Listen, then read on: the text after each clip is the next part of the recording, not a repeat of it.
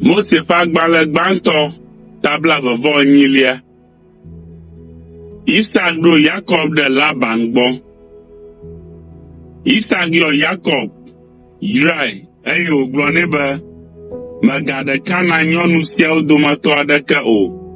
Ke bon yi Padan Aram anumake ayi na gede togbiwo Betuel fe afeme ayi na de novio si onye nyime o. Laban vinyonu la domato deka ma sekatato na ira o.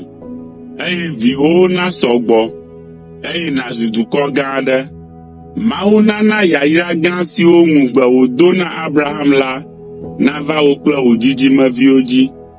Anyigba si ji miele fifia abe amedzro enela na zuto elabena Mawu tsɔe na Abraham. Ale Isaac na Jacob yi Padan Aram be wòakpɔ nyuie Laban, ame si nye Betuel, Aramiatɔ la ƒe viŋutsu eye wòganye Jacob kple Esau dada Rebeka nɔviŋutsu la hã. Esau kpɔ be ye fofo Isaac yi ɖe Jacob eye wòɖoe ɖe Padan Aram be wòaɖe srɔ̃ le afi ma, ke ede se na Jacob be megaɖe Kanaan nyɔnu o. Jacob ɖo to fofoa kple dada eye wòyi Padan Aram.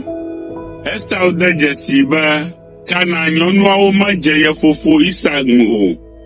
Ale Esau yi etɔga Ismael ƒe ƒome me eye wòɖe srɔ̃ bubu eve tso afi ma kpe ɖe srɔ̃ siwo nɔ esi xoxo la ŋu.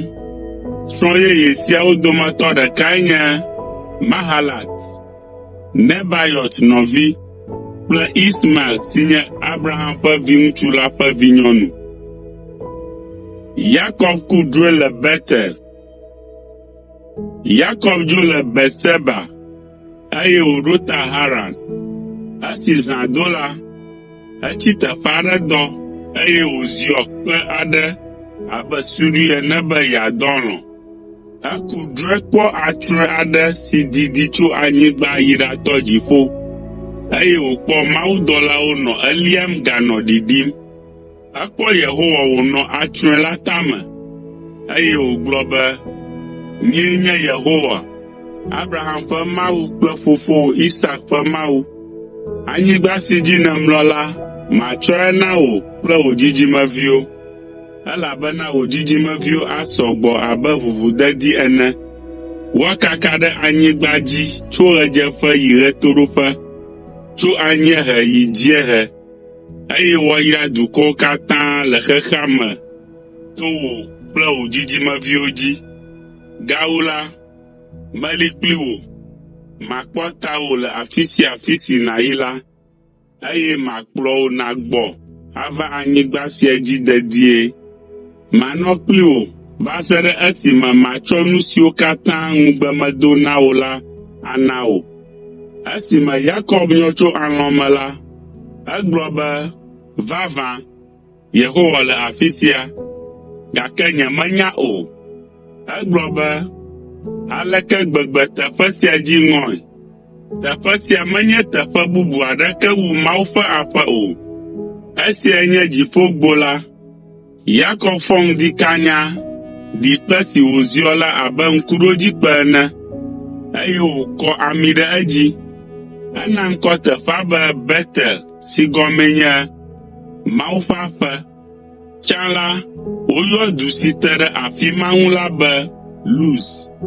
Jacob ɖe adzɔgbe na Mawu be, "Ne Mawu ave nunye, akpɔ tanye le nye mɔzɔzɔ sia me, ana nuɖuɖu kple nutatam, eye wòakplɔ magbɔ ava fofonye gbɔ dedie la, ekema matia Yehowa abe nye Mawu ene.